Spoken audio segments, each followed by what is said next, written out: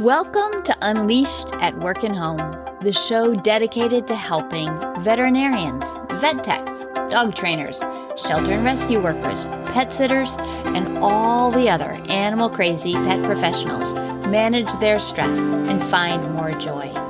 I'm your host, Colleen Pilar, and I'm thrilled you're here with us today. Make sure you hit the subscribe button on your favorite app so that you won't miss a single episode. This episode is brought to you by our free community, the Circle of Resilient and Thriving Pet Professionals. If you like the ideas shared here, then you're invited to continue the conversation with other lifelong learners in the community.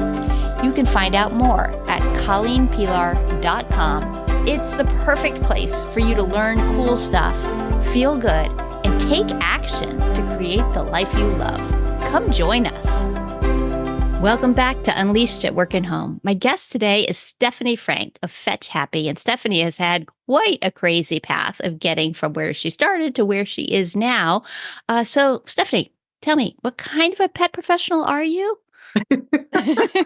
I'm a weird one. A weird one. Awesome. I'm a weird one. To the outside world, I look like a computer person. I look like an author and a speaker and a writer and all those things. And so I've had a number of businesses doing a lot of technology. But along the way, all of my clients have been dog lovers of one kind or another. And I've had kind of this secret that I haven't really told them. And that is that I've also been a dog trainer for the majority of my life. So I just haven't been doing it professionally. Awesome. So what were you doing professionally? So first off, a computer person, author, speaker, writer, those don't even feel like they go in the same category because computer person Right? feels different from. So give us a little bit of a trajectory. I sometimes like to ask people, like, when you were 10, what did you think you would be? And then how did the path unfold from there? I love that you asked that. When I was 10, I was going to be a veterinarian. Okay. And we had in sixth grade, so maybe I was 11, we had go find your favorite professional and go to work with them for a day. And so I went with the vets and I was super excited about it and slightly too young to see a spay and neuter surgery. I passed out when it came and I said, that's it. I'm not going to do this. And I was afraid, but I had been dealing with animals as far back as I can remember. So that's where I was headed. What I discovered is I'm probably not as good at the math and all of the physiological things that you need to know to be a vet. But I kept that in my heart forever. I went into computers and most people would call it computer programming, but it really wasn't. What I did was I was around when computer networking first became popular. So companies would call and they say, there's this thing called the internet. We want to hook our company up to it. And as I went into that, I became more and more and more enamored with how the communication between the computers work. Like, how do you get an email all the way across the world in a flash of a second? So I got very interested in communication with computers and became very, very good at that, traveled all over the world, solving large-scale computer problems.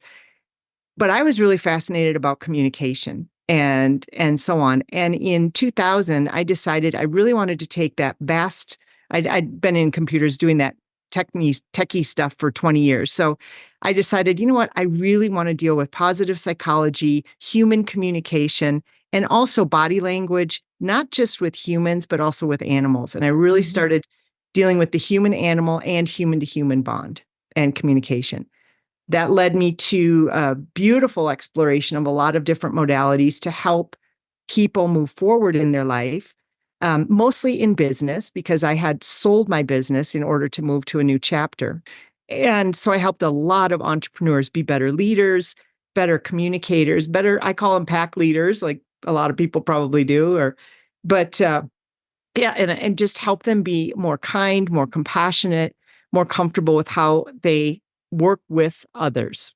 And so I did that for a very long time until I wrote a book called The Accidental Millionaire. And that book started me on a trajectory of speaking, writing, television, all those things. And then all of a sudden, and I'm sure a lot of your listeners have been at a crossroads. What do you do and when something big happens in your life? And what happened for me was I was on my way, as I said, to television and so on, because everything I was doing was so popular with entrepreneurs who were all dog lovers, by the way. And my mother came to live in our same town and proceeded to become quite ill. And I became a caregiver for almost 10 years. And that was a big, huge choice. Do you pick your work? Mm-hmm. Do you pick your mom? What do you Yeah. do? So that was a tough time, but also a really important time in life because it helped me to become a lot more compassionate, empathetic, better communicator myself.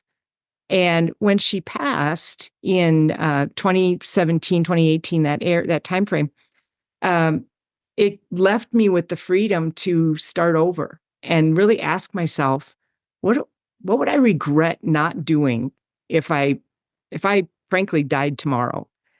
And the answer was, you need to go back to your love of animals and you need to help people and animals bond more. You need to help everybody be more comfortable and happier in life.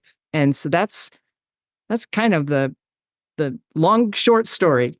Yeah, the long short story. And it really all ties back to the communication piece. Like you It were does. interested in how the computers communicated with one another and then how people communicated. And then of course all training is communication between humans and animals and trying to say this is what I would like and this is what you would like and let's meet in the middle and find ways to each get our needs met and have some clarity there.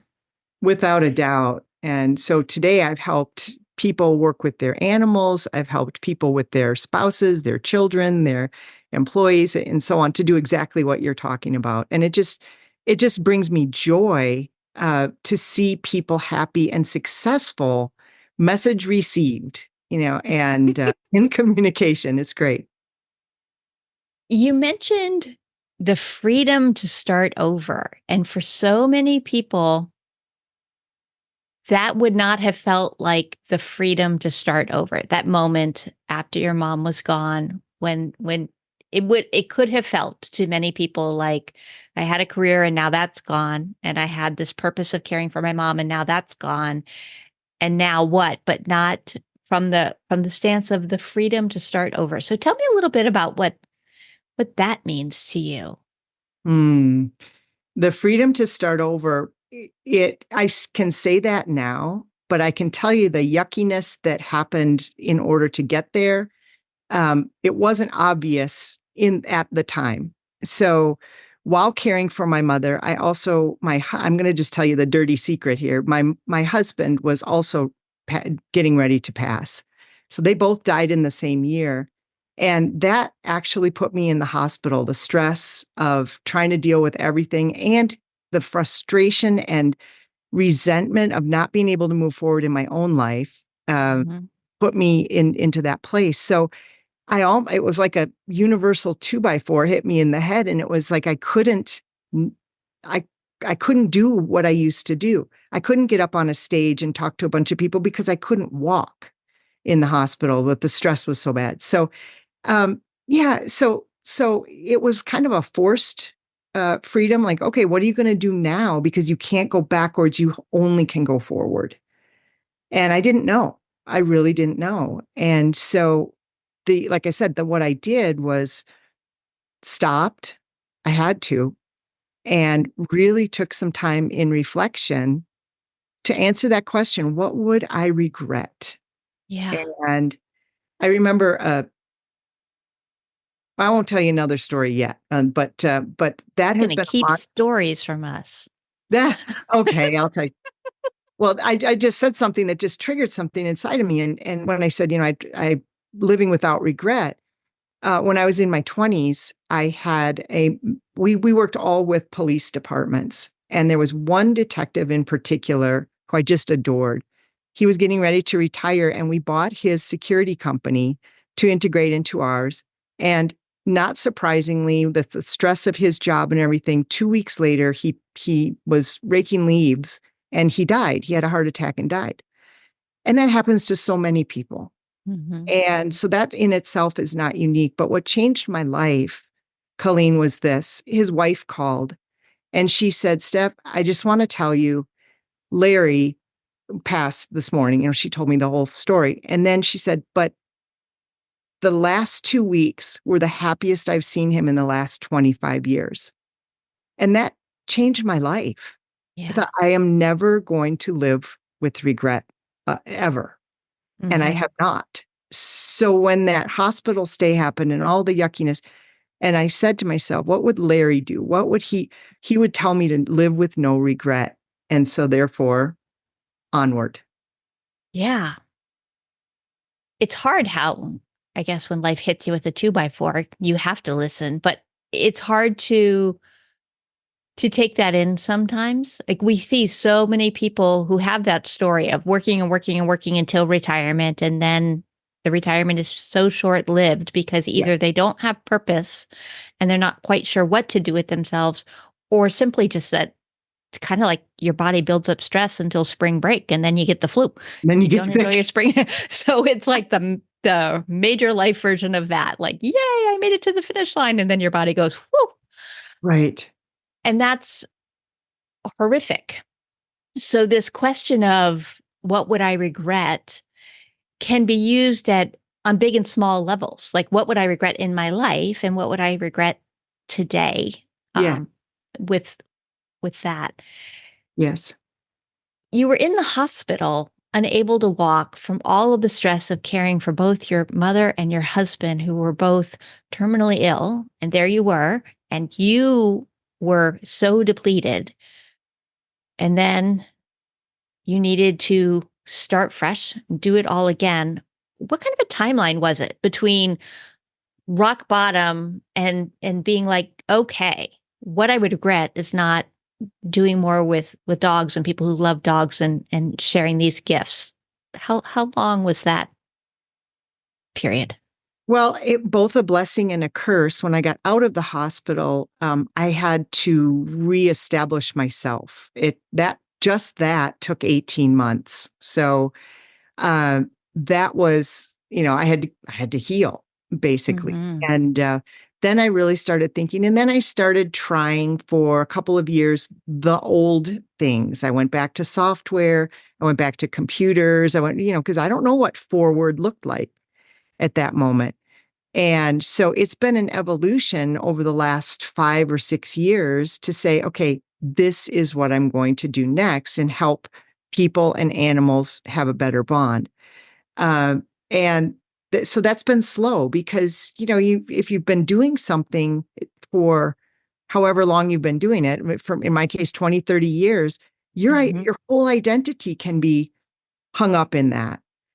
The other thing is, people in our profession, in the pet profession, we're such helpers. Mm-hmm. And so it's really hard to say, well, I'm going to go do this other thing, or I'm going to take care of myself. Right. Oh And yeah, that's impossible. Apparently, it was hard. It was hard. And yeah. surprisingly, no one said to me, are you stupid? What are you doing? What are you doing? I had great support. Uh, around that decision, but it was mostly in my head where the challenges came up. I think the identity pieces that you're addressing there are really important and far more universal than most of us realize that we do identify with our contributions in such a way that we can feel like our worth is tied to that. Correct. And then this permission to take care of ourselves feels so foreign. I remember when I was switching from dog training into the positive psychology and the coaching and the support programs, I had a coaching session with someone once where I remember saying, who am I if I'm not a dog trainer? Like it was a serious, legitimate question. Like I don't know who that would be. Mhm. And that is really important to be able to distinguish what I do from who I am.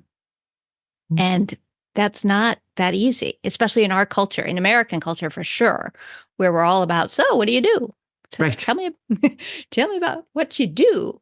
And even when you think about like the title of your book, Accidental Millionaire, there's even an implied level of like how we want to achieve. We're all about achieving and how to Yes. build and grow. And that for you to have that kind of background and that kind of history, to have a moment of, and who am I and what do I need and how can I move forward as me, as Stephanie, and what do I want, not what do people expect of me or how I should be. Exactly. And, you can take some general business principles and apply them to your life. And that's exactly what I did. So, you know how in a business you have to have, at the very highest level, you have to have a purpose, then a vision, and then a mission, and then values, and then goals, and then a plan. That's basically how you structure a business. So I did the same thing for myself. It's really easy to sit down and start with goals, but that on the hierarchy of needs, so to speak, that's really low. So your goals will get there if you have the proper purpose, vision, mission, and values.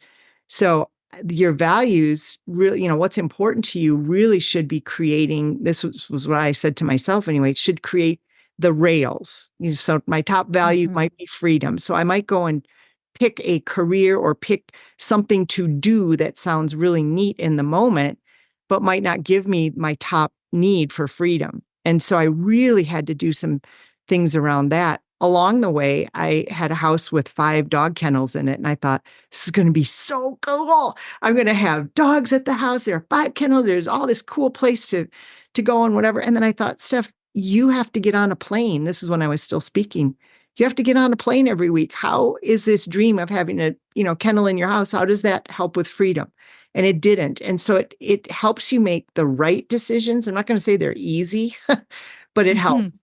And then purpose at the very top level is a hard thing for a lot of people to grasp because it's about who you're being often. So after a lot of thought with all the things we talked about, I thought, what is my purpose? And then I realized, again, looking backward, that everything I've done, even if it's, walking into a huge computer room with all these computers and people are upset and frustrated, I always had it in my heart to be a catalyst for joy for people. I don't care if I'm walking in a computer room or I'm walking a dog. It doesn't matter. I could sell you a hot dog and, not that we would eat a hot dog, but we might, and, and still be that catalyst for joy. And so living with that kind of a purpose, it feels good. And every day, every hour, I can say, was I a catalyst for joy? Did I listen when somebody needed to talk? Did I speak when somebody needed advice? Things like that. And that has been just a true guardrails and guide rails for me. I think purpose is definitely something people struggle with because it sounds so big and so serious and so nebulous in many ways. Mhm. I'm curious with something that's so light and delightful as Catalyst for Joy. Approximately how long have you had those words?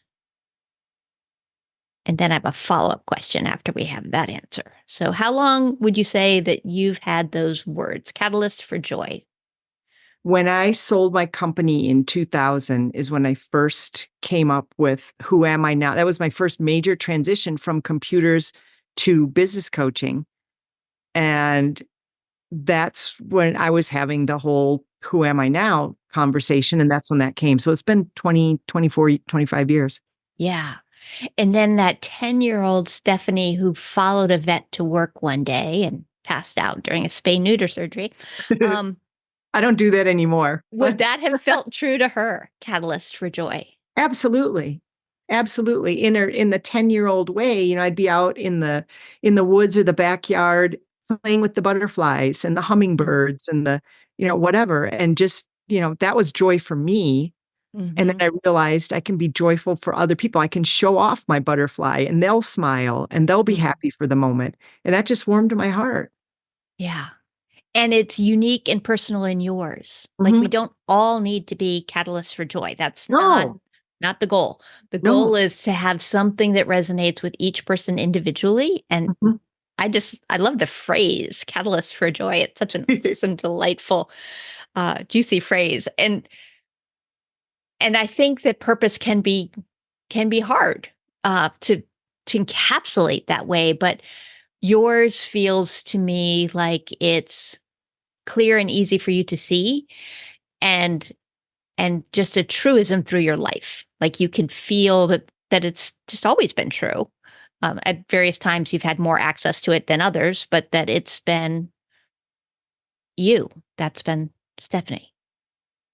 Right. And it's one of those things when, if anybody's thinking about, what is my purpose, that kind of thing, think about it in terms of what would you like people to say about you when you leave a conversation? And or what do people say? If you're a dog walker, if you're a vet, if you're whoever is listening right now, you have clients, you have people you're working with. What do they say about you when you're done working with them? That's genuine purpose right there. Hmm. If you hear it often, like I hear people say, you're really authentic. You're really straight from the heart. I never thought I was. I'm just telling the truth. And so the authenticity part fits in there. Often I'll say I'm an authentic catalyst for joy. But and that's good for me because I really want to honor my truth and be kind to people at the same time. So when people say that about me, I think, okay, this is good. I'm living my purpose. And what do people say about you and your being, not your doing? Like, okay, you're a really good vet, you're a really good dog walker, you're a really good shelter volunteer, but whatever. Yeah, that's what you're doing. That's not Yeah. who you're being. Hmm. That's what your purpose is. Yeah. I have a client who does dog walks, and she struggles sometimes that some of her clients want to have conversations with her, which can put her a little bit behind schedule. And she's torn between, she enjoys the conversations, she enjoys the experience, but is her responsibility to like keep to the schedule or to have the conversation and the connection with the human and all of these pieces. And I told her I think it's all of it. Like some of these people would be happy if their dog had a shorter walk, if they could have a few more minutes with you. And it blew her mind. And I was like, you don't need to be perpetually late. You don't need to, like always give everyone your time and then have that experience. But if someone pays for a 20-minute dog walk and they are super chatty with you at the door, you could say, like, well, I need to get out with your dog so that we can get back. But if they keep talking, they're choosing this experience of connecting with you. And that is a little piece of her magic that she can't see because she's this amazing, warm, compassionate, funny person Right. who thinks that they only value her because their dog goes potty. Yeah. And I'm like, no, they love you. No, exactly. I mean, you can line up 10 people that do exactly the same job. And the ones that are going to stand out are those people who do a little extra or Mhm. really care about their clients. And that's where things have to be these days. There's so much about quantity over quality. And I'm the opposite. I think, Mhm. okay, if you're going to be late, I agree with you. Take the dog on a little shorter walk. Now the dog is happy, the human is happy, and the walker is happy. Everybody's happy. This is good. Mhm. Yeah, it's a tricky thing. I mean, but it ties a little bit into that. How are you being versus what are you doing? Hmm. And that it's the experience of how she is, who she is, Yeah. and just being herself. That someone is probably equally happy to talk to her in the grocery store, just in passing. Right. It's not about the work as much as it is about herself, her being, her way. Totally. Wow, Totally. it's an I have a interesting thing. friend who's a horse massage and dog massage, and she's just fantastic. Everything that she knows and funny and just like what you're explaining, and would love to sit and talk and so on, and just doesn't even think anything about it. And she's never late. And the reason for that is she books so much time in between, or she's very smart about how she does her bookings so that she leaves time for herself. So she's very respectful about her own self. I think that's really neat. And needing time for yourself. How does that show up for you? I am a person that needs a lot of reflection time. And I used to not be able to say what I need. I would get angry when I don't have the freedom to reflect. And through wisdom and trial and error and just simple, I have to do this. I now have the ability to say, okay, from this time to that time, I'm doing yoga. I like moving meditation. If I'm doing yoga, I'm thinking, I've got my pen and paper, cool stuff, and I literally schedule it in as an appointment with myself every morning and every evening. I have a morning routine and a shutdown routine. I also have 3 alarms that ring on my phone. They're very nice and quiet and soft. The first one that when I wake up, it says, "Be the world's best self-care expert." And, and that rings at 7:05. And the only reason it rings at 7:05 in the morning and not 7 is because my husband's take your blood pressure pills or whatever, that rings at 7. So that's first thing in the morning. And then at 9 a.m., I'm ready to go to work. And it says, "Be the world's best human-animal bond expert." Now, am I going to be the world's best? Yeah, probably not, but it's empowering, right? Mm-hmm. And then in the evening, it says, "Be the world's best wife." Mm-hmm. And I shut down and I stop work and I go be a wife. And it's a little embarrassing that I need alarms to remind me to do that. But that gets everything in. It compresses my work time so that work doesn't just drag out. It gives me the self-care time that I need in the morning, and it gives me the wind down time with my husband and dogs or whatever in the family that we need at night. I think those are lovely little hacks. And I think it's awesome that we can label alarms so that you can have Yeah. a title for it. Yeah. I have one that goes off at 11:11 silently, not every day, but a few days a week at 11:11, it says make a ripple. Oh, And cool. because I just love ripple effects. And for me, the fact is, I am here doing this work, trying to make a few ripples. And because it's silent, it will never interrupt me with what I'm doing. But the next time I pick up my phone reminds me, make a ripple. And so these alarms that we have are just ways of grounding ourselves, reorienting ourselves, and coming back to what matters to us. And that I think they're a great tool. I mean, they're not for everybody, but Right. but I think they're certainly worth a try. I also have another one that goes off a couple days a week. In the morning, I don't even know, I think 2 days a week in the morning, silent again. And it says creative, joyful, brave, because those are the 3 words that embody how I want to be, being versus doing. Mm-hmm. And same thing. It doesn't interrupt anything, but when I see it, it just kind of reconnects me to what is it that I want? What's important to me? And it's important to me to make ripples and to be creative, joyful, and brave. So I love that you're having this connection to yourself and what matters to you with self-care and your relationships, and then your actual work. Yeah. Let me do this. Let me show up for myself and for the world with these things that matter. Yeah, for sure. Awesome.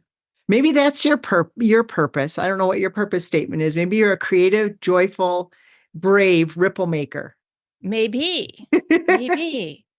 She's writing my purpose here, and that's There you go. kind of fun. It's a little in the category of catalysts for joy, but maybe not quite as easy to remember. I'll work on it. You can just say I'm a positive ripple maker. It's true. That's true. And I think that is the greatest gift any of us can give anyone else. Like when you're being a catalyst for joy, that is what that's doing. Like it's supporting and helping and empowering others to just be themselves and to do it with more ease and grace and joy. Yay. Like, honestly, that is it. That is why we're here. And there's some selfishness behind it too. Again, helpers can get it all into the, who am I lifting up and so on. I'm lifting myself up with that statement because I'm saying to myself, yeah, I'm going to be a catalyst for joy, which sounds like an external, but it's also for myself. And so I'm saying, am I being kind to myself? Mm-hmm. Am I being whatever words I might want to say, but kind, compassionate, empathetic, all those things to myself too. Yeah. Won't just be outside of me. Yeah. It matters so much. Mm-hmm. Well, I ask all of my guests to share words, and the words you shared are from Steve Jobs' graduation speech, the famous one to MIT, that says, "You can't connect the dots looking forward. You can only connect them looking backwards." So you have to trust that the dots will somehow connect in your future. You have to trust in something, your gut, destiny, life, karma, whatever. This approach has never let me down, and it has made all the difference in my life. And we've certainly explored a bunch of dots in your life today, but I'm curious, when did you first hear this, and why was it something that you held on to? Well, first of all, being in the computer industry in the 80s when Steve Jobs was still living in his dorm room and Bill Gates was still living, it's been an amazing ride to be part of that crazy journey with the computers. So it's been in my face for a really, really long time. And so I heard that, well, in the 80s, basically. And he spoke about it. I can't remember, that Stanford speech was, I don't remember It exactly when. says 2005 here. And Okay, and I had it 2005. written as MIT, but it probably was Stanford. It's Yeah, yeah. sorry. And that was just a super powerful speech because he talked about how he went to school, dropped out, went to calligraphy school. How in the heck, or when he dropped in classes for calligraphy, like how is that going to help? That became Mm-hmm. the Mac fonts and so on and so on.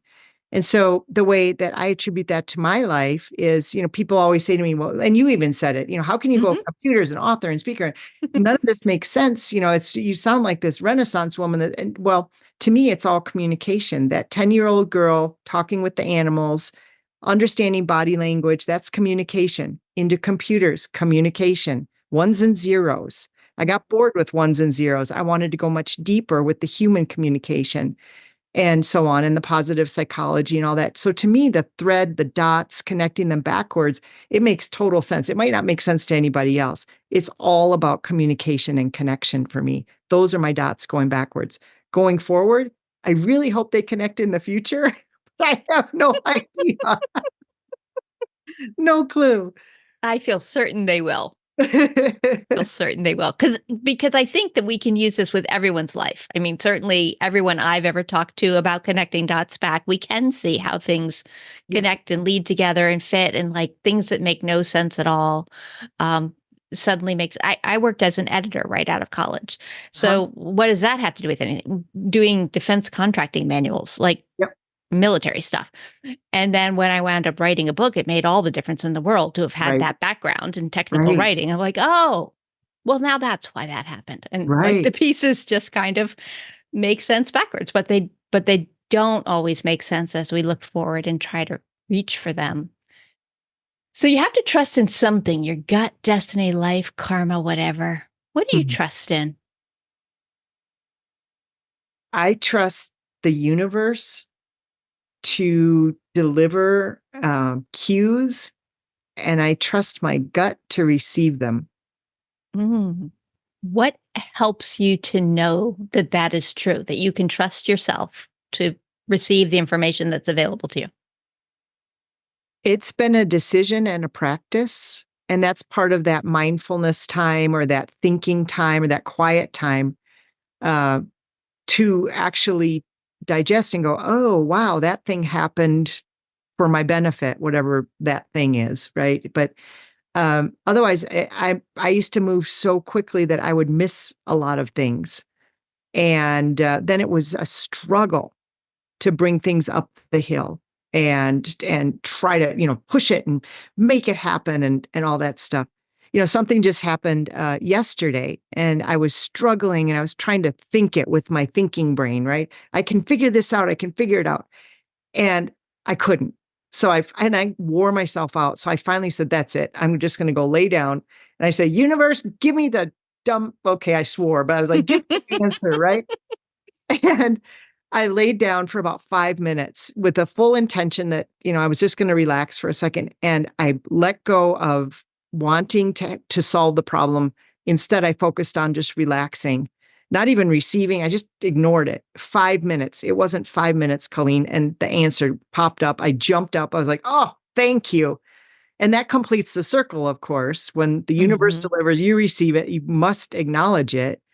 And so that's what I did. And it solved a major problem for me. And I felt like I just untied a knot in a problem that I had been unable to solve for probably a couple of months. So just that's what I did. That's what you did. And it worked. It does every time. Yeah. One piece that you've mentioned a couple of times is your self-reflection time. Yeah. And for me, I added that in probably as a piece of my recovery when I was going through my own burnout and compassion fatigue. And I had probably 2 years that I judged myself so badly for the amount of time I would spend. Like, I'd get up and walk the dog and then meditate and write in my journal and blah, blah, blah. You should get to work. Right. And now I'm like, I love this time. It's my time. I wouldn't trade it for the world. It makes all the difference. But that was a progression for me because I really had this like wasteful kind of, or indulgent. I think it was sort of like, who are you to take all this time just for yourself? And like, I wasn't thinking deep and important thoughts. I was just like there. But so often I had the experience you had, which is like in the middle of that, I'd have the brilliant idea that was related to something that was not what I was focusing on in the moment. So long lead up to the question. Did you ever have any struggle with giving yourself self-reflection time? And if so, what helped you with that? Because I think for many of the people in my listening audience, they're not allowed to take time for themselves. Right. They believe that they're not allowed. They believe they're not allowed to. Yes, they have not yet given themselves permission.